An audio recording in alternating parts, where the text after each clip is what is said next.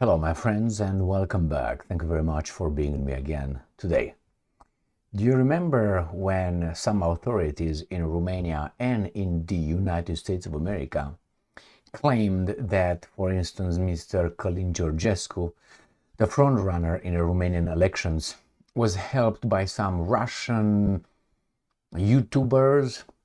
Remember, influencers that were paid by the Russian government to promote Mr. Georgescu's campaign. Therefore, they said interference and we should just annul the elections. That was in Romania. Do you remember in the United States of America when they said there were some influencers paid by some Russians to promote Russian propaganda? Remember that one? And that was bad, we were told. And now we have the UK paying YouTube influencers to spread what? Propaganda? Well, including harassing Russian journalists, or at least journalists who work for Russian media outlets. Not only in Azerbaijan, but in United Kingdom, the land of the free too, we're told. So let's start with the first article coming from Russia Today. This is from the 16th of July 2025. United Kingdom secretly paid YouTube influencers for propaganda. A report. That's the first one. Second one, we're going to discuss them one by one. Again, from yesterday, British police interrogate Russia Today journalist. Lebanon bureau chief Steve Sweeney was asked about his work. Editor-in-chief Margarita Simonian has revealed. And from today, July 17th, journalism is, according, a crime in the United Kingdom. It depends how you report, baby doll. Russia Today reporter after detention. So let's start with the first one.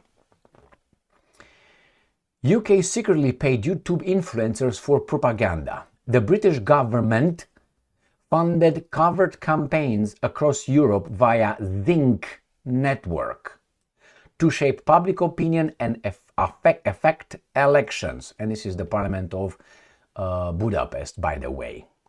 All right, to shape public opinion and affect elections, Declassified UK has found. So what do we have here? So the British government, from the government taxpayers, had this Zinc network, which could be a private company, we're going to find out, to shape, right? Is it illegal? If it's legal, then leave me alone with everything else. Like people say, Emil, you're on Putin's thing. Show me the money. Are you going to give me more? I'll be on your side. As of now, I'm on... All right, let's move on. The UK Foreign Office gave millions of pounds to a media contractor to secretly shape public opinion in foreign countries. Declassified UK has reported the agency Zinc Network is believed, I don't like the word, to have received nearly £10 million, $13 million, to recruit influencers across Europe. So that works like this. If I were in Europe, they would send me a few emails, talk to me, and, give me some money in order for me to say certain things. Or if they don't have to tell me what to say.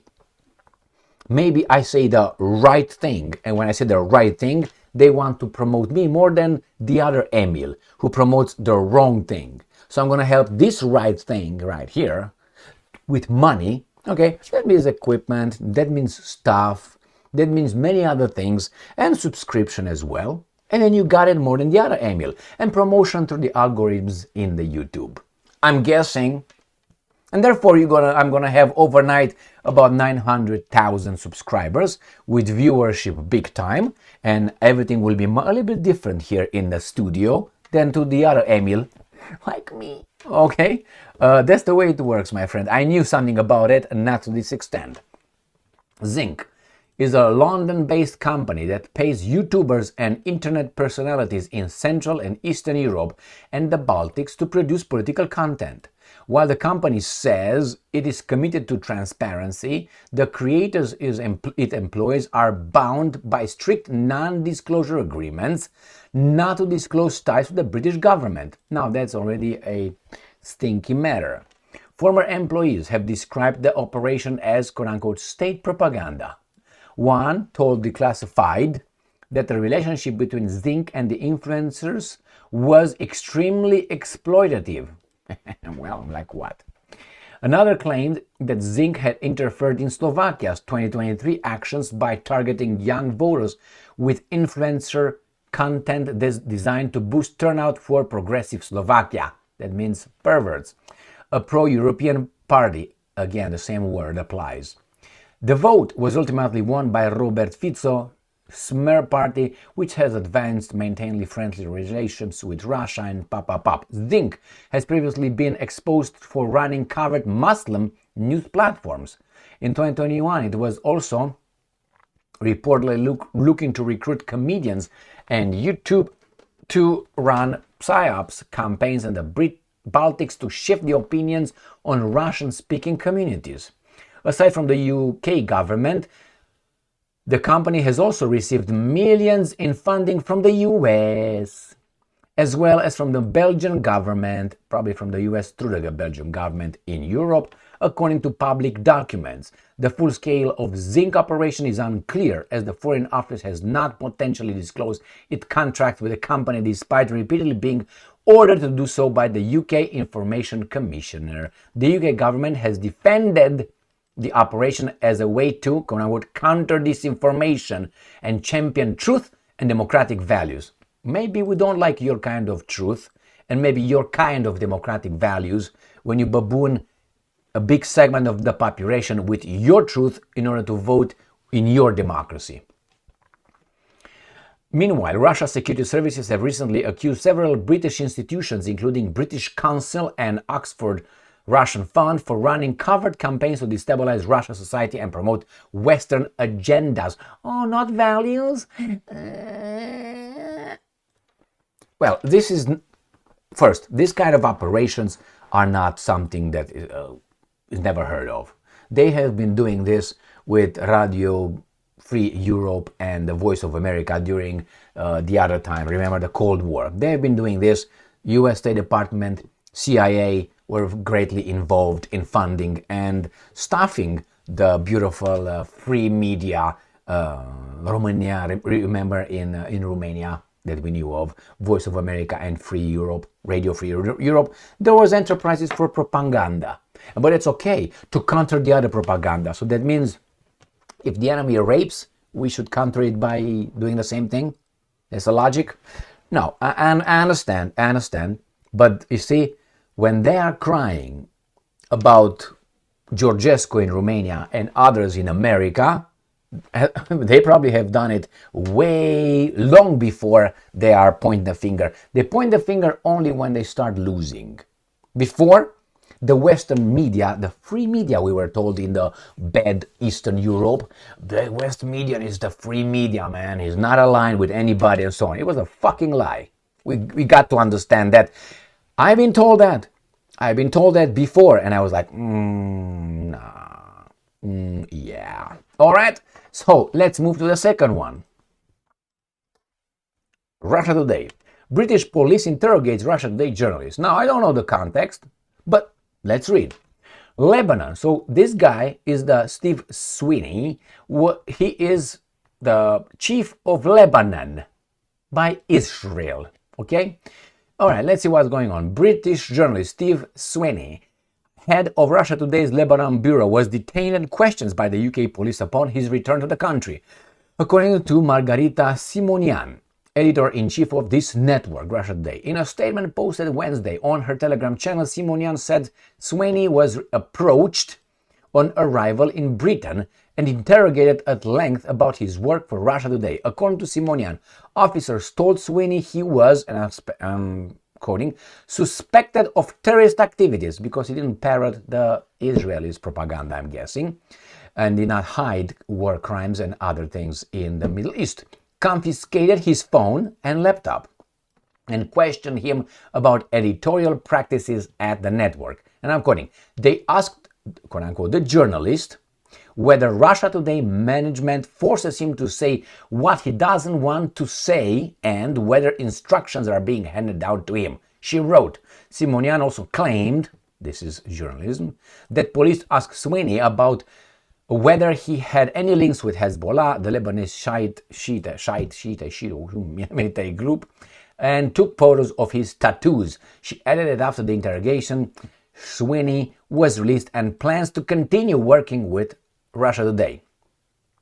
Interesting, don't you think? That's why I expect, and I don't think I'm a big fish whatsoever, but I expect when I go back to the beautiful European Union to be getting the same treatment. I know some other YouTubers, if you want to call them like that, or influencers in Great Britain, and where was the other one who came to Europe? Was it in Poland or in Estonia? Was it? Where is it? The same from Russia. They was interrogated. Like, I know, the, how do you call those guys in the Second World War? Not the SS.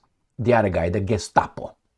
That's the way it is, my friends. I remember maybe 10 years ago, maybe more than 10 years ago, it was Ventura. Remember Ventura? What's his first name? The guy who was the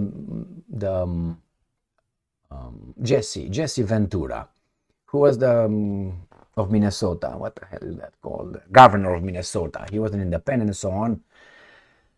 He had a program, I think, I can't remember exactly where in America and what channel. I don't know if it was Fox or what it was, CNN or whatever it was. Something about telling the truth or something like this. And then his program was canceled all of a sudden because he was getting into the mind territory, which was, I think, JFK assassination and other things. So he was pack, and they parted way. And then he was hired by Russia Today, and I watched some of his programs in Russia Today. It was a long time ago. And then I remember that he was interviewed, Ventura, Jesse the Body Ventura, was interviewed, I can't remember by whom, and he said, by American media, and he said, you know what, in Russia, when they let me do my things and never told me ahead of time what I can say, what I cannot say, what I should, they just, whatever I wanted to say, I said it. It was not editing in what I wanted to show. Whereas in America, I said, no, it was not. And it was, I think, another guy who also worked for, it was not Sanchez, if you remember Sanchez, he was a, again, he ran from these guys who fired him. Rick Sanchez, he went to work for, I think, Russia Today as well. And I think he said in Russia Today, you don't have a pre-interview. You know, in pre-interview, so what are you going to talk about? I'm going to ask you this. How are you going to answer? Okay, yeah, okay. I'm going to ask you this. How are you going to answer? Okay. How about this? He said they don't pre-run the interview. That is, they don't know, and even if it's live, they do not censor it. They let you talk. So I don't know. That's why it seems like Russia gives sometimes more freedom than the free world gives. That's why I don't believe that when these guys tell us about the Russians being this and that. I think the Russians, and I will be straight with you, I think the Russians, to a certain extent, will be the flag bearers of the Western civilization, how it was meant to be, with its flaws and its Russian flavor. I got that. But the Europeans and the Americans will not. These guys will turn into a, how do you call that? Middle Eastern kind of, if you know what I mean. It's called, how is it? A Levantine. That's what I call it. Levantine way of running business. They will lose their Western civilization. And I'm saying Levantine, you know, referring exactly to what? To the goat herders mentality, to the bazaar. Sell your mom. How much is it? How much? I can sell my mom right here. That kind of mentality. Money, money, money, money. Nothing as a value. Nothing as a not as a value, as a virtue. No. Everything is for sale. Give me the right price. This is a Levantine. Now, Russia Today, 17th of July. Journalism, a crime in UK, Russia Today reporter after detention. So remember, in this one right here, it was Simonian, the boss of this guy from Russia Today. And then you got him. So, has said working for the Russia Today broadcaster has made him a dissident living in exile. The head of Russia Today's Lebanon bureau, Steve Swift, has said British counterterrorism officers who briefly detained him at the London airport wanted to know if he had links with Russian officials and if he still loved his home country, the UK. Oh yeah, I love. Tell me whomever I love. All right, that's the way. Now, the British journalist who had since returned to Lebanon appeared live on Russia Today on Thursday, saying that as soon as he got off the plane, he was met by two plain-clothed police officers who took him away for questionings. The officers told Sweeney that he was not under suspicion or arrest, but merely detained, which still allowed them to seize his phones, laptop, and other devices, he recalled.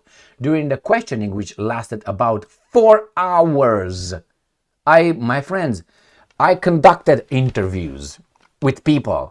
And 4 hours, you know how much you can get out of 4 hours? And those 4 hours were not continuous. They got out, drank a coffee, they look down in the cameras to see what you're doing, give you time, throw something. I know how to do these kind of things. You know, how to play, no, good cop, bad cop, that's easy. You know, they come with paper, they put a stack of paper on that and say, right there, man, right there. So what's going on? Tell us. We already know, but we wanted to confirm. They want to get you.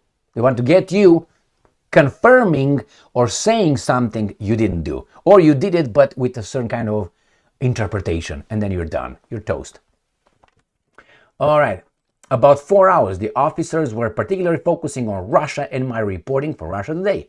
They asked me whether I have links to Russian officials, which is a fairly broad description. They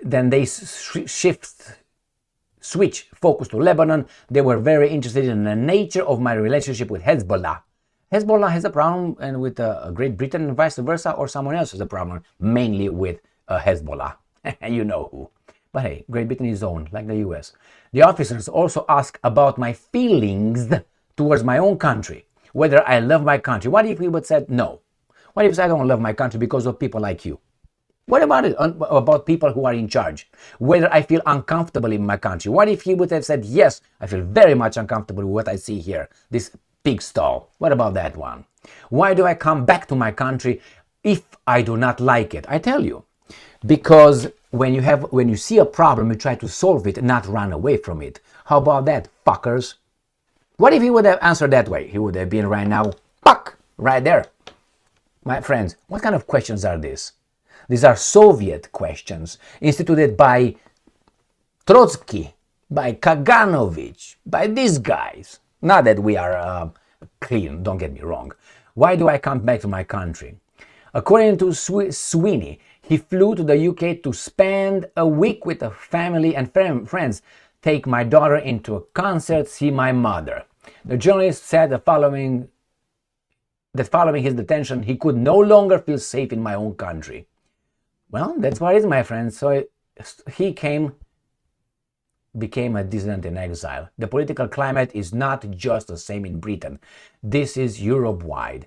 I know journalism is not a crime, but in those countries, journalism is a crime. What do you see over there? Got a problem here, don't we? All right, my friends. I will disclose a little bit of my conversation with an American. I'm gonna tell you straight what I thought about that incident. Okay. Now you might not like it, but that's the way I think. A guy who probably did not know anything about anything, but had the authority to let me or not let me board a plane. That was the first one. So when I went over there, he just put me to the side and he talked to me, asked me questions. Where have you been? What did you know? And then the way you do it, when you start an interview with general questions. You build rapport. That's why you become nice to the person. Because when you become nice, the other person tend to be more relaxed, instead of being aggressive, immediately the guards up. So this started nicely. I was like, okay, by the line of questioning, I realized what's going on, and I realized that he was as I thought, an imbecile. Not an imbecile, an untrained. It was a low IQ guy. And unfortunately, I thought I had more IQ than he, because I already know the next step. And he followed the same steps that I thought he's going to follow. So I already knew I was ahead of him. But I said, oh, no problem. Question me. And then he asked me, what do you do? And what I wanted to say, doesn't matter. Why does it matter what do I do to board a plane? Does it matter if I'm an engineer versus a plumber or let's say a stripteaser? Does it matter? It does not matter. So he already knew who I was. That's why he pulled me over. He didn't ask me, what do you do? I said, what do you mean? What do you, playing dumb. What do you mean? What do you do for a job? And I was like, why does it matter? I said, why would that matter before I board a plane? He said, because I would like to, how does he worded? Something like you have to satisfy the safety conditions in order for me to allow you, that's what, allow you to board that plane. So I was like, in my head, you motherfucker with, how should I put it, a fifth degree level mentality, you have the power to forbid me from boarding the plane, correct? In my head, and I was like, yeah, he has it. So what do you do then? So, okay, well, I do this. Where have you been? What? And when I started saying, oh, well, you know what? Sometimes I post videos on YouTube. I knew that was the thing. On YouTube, on media, I said. He said, what kind? Everything else disappeared from what I was doing. So if I would have said, well, I'm a medic, I'm an engineer, and I'm a stripteaser in the nighttime, when time comes, or maybe a man of the dark, not a lady of the night, a man of the night, all right? Whenever I mentioned this, everything else disappeared. Why? Because he already knew. He already went straight here. He ignored everything, and he focused only on this. And he wanted me to make mock. Hello, how are you? Thank you very much. And what do you talk about? What are your subjects? Can you show me? Can I say, what do you mean show you? Like he wanted me in front of him to say, hello, my friends. No, thank you very much for being with me again today. Today we're going to discuss about sucking a dick or whatever. He wanted me to see. And I gave him my name. He checked it out. And he said, who are your subscribers? I mean, you. And so on. So that's the way it worked with me. And another, and that was with an American. And another one was with another American, which is milder. But I was going into some other country. So I expect, that's why I don't fly to Poland, for instance. I don't want to fly through Poland or land over there ever again in my life. Anyway, unless Poland is, I don't know, owned by Russia. Then I will land over there. As long as Poland is a free country, as it is right now, with Brussels and the Pentagon and CIA, no, I will drive into Poland, but I will not land into Poland. All right, or fly out of Poland. Thank you very much for being with me again today, just so you know. Stay strong, stay smart, look for the truth, and be just. And I'm expecting when I'm going to go to the great country of Romania to be treated at least like this guy right here. See you.